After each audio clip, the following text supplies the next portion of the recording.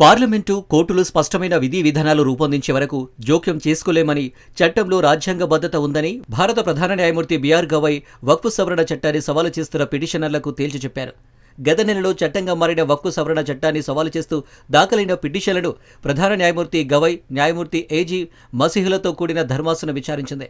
కేసులోని 3 అంశాలను కోర్టు క్లియర్గా చేసింది.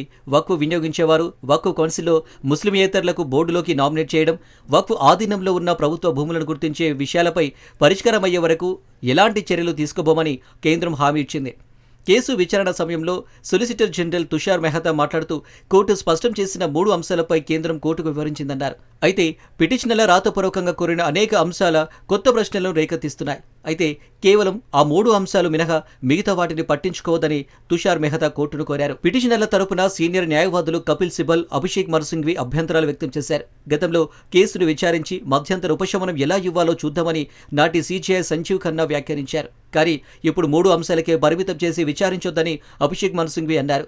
కొత్త సవరణల చట్టం వక్ఫ్ భూములను స్వాధీనం చేసుకోవడమే లక్ష్యంగా పెట్టుకుందని కపిల్ సిబల్ ఆరోపించారు. ఎలాంటి విచారణ జరపకుండా వక్ఫ్ ఆస్తిని స్వాధీనం చేసుకునే విధంగా చట్టాన్ని రూపొందించారన్నారు. కనీసం 5 ఏళ్లు ఇస్లాంను ఆచరిస్తున్న వ్యక్తి మాత్రమే వక్ఫ్కు దానం ఇవ్వాలన్న షరతును అంగీకరించలేమన్నారు. మరణశయ్యపై ఉండి వక్ఫ్ ఇవ్వాలనుకున్న వ్యక్తి ముస్లింను అని నిరూపించుకోవాల్సి వస్తుందని, ఇది రాజ్యాంగ విరుద్ధమని ఆయన అన్నారు.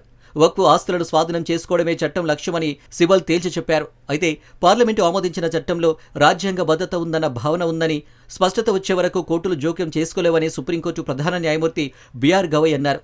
ప్రస్తుత పరిస్థితిలో ఇంతకంటే ఎక్కువ చెప్పనవసరం లేదన్నారు. బోధ్గయ సంగతి ఏంటని గవాయ్ ప్రశ్నించారు.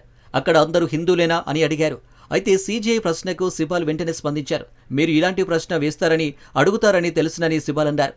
హిందువులకు, బౌద్ధులకు ప్రార్థనా స్థలాలు ఒకేలా ఉంటాయా అని ఆయన ప్రశ్నించగా, వక్ఫ్ సృష్టి అనేది లౌకికమైనది కాదని, దేవునికి అంకితం చేయబడిన ముస్లిం ఆస్తి అని సిబల్ అన్నారు. అయితే అదే సమయంలో పిటిషన్దారు కపిల్ సిబల్ కొన్ని మౌలిక ప్రశ్నలు సంధించారు. కొత్త చట్టం ప్రకారం ఏదైనా గ్రామ పంచాయతీ లేదా ఒక ప్రైవేటు వ్యక్తి ఫిర్యాదును లేవనెత్తొచ్చని, అప్పుడు ఆస్తి వక్ఫ్ నిలిచిపోతుందని సిబల్ విమర్శించారు. ప్రభుత్వ అధికారి దాన్ని నిర్ణయిస్తారని, సొంత కేసులో న్యాయమూర్తిగా ఉంటారని, ఎలాంటి ప్రశ్నలు అడగరని, అలాగైతే ఎలా అని ఆయన విమర్శించారు. వక్ఫ్ ఆస్తి ఒక యాజమాన్యంలోని ఆస్తి మాత్రమేనని, అది ఏ రాష్ట్రానికి చెందినది కాదన్నారు. ఇప్పుడు ఈ హక్కును హరించేవిస్తున్నారన్నారు. సిబల్ మసీదులు, దేవాలయాల మధ్య పోలికను కోర్టుకు వివరించే ప్రయత్నం చేశారు. రాజ్యాంగం ప్రకారం రాష్ట్ర మతపరమైన సంస్థలకు ఆర్థిక సహాయం అందించిందని ఆయన, మసీద్ నిర్వహణ కోసం రాష్ట్రం నిధులు సమకూర్చిందని, శ్మశాన వాటికను ప్రైవేట్ ఆస్తి ద్వారా నిర్మించాల్సి ఉంటుందన్నారు. కాబట్టి ప్రజలు తమ ఆస్తులను వక్ఫ్ అంకితం చేస్తారన్నారు. దేవాలయాల్లో లాగా చాదవలు, హుండీలుండవన్నారు. మసీదులు, శ్మశాన వాటికలలో 2-3 వేల కోట్ల కార్పస్ ఫండ్ ఉండదన్నారు. అయితే దర్గాలకు గ్రాంట్లు మంజూరు చేయబడతాయని ప్రధాన న్యాయమూర్తి ఎత్తి చూపినప్పుడు తాను మసీదుల గురించి మాట్లాడుతున్నానని సిబల్ అన్నారు.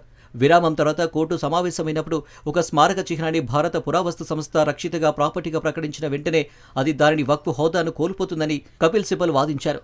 ఇందులో జామా మసీద్, సంభల్ కూడా ఉన్నాయన్నారు. కాబట్టి ఏవైనా వివాదం లేవనెత్తబడినప్పుడు వక్ఫ్ హోదా పోతుందన్నారు. ఇది చాలా బాధ కలిగించే విషయమన్నారు.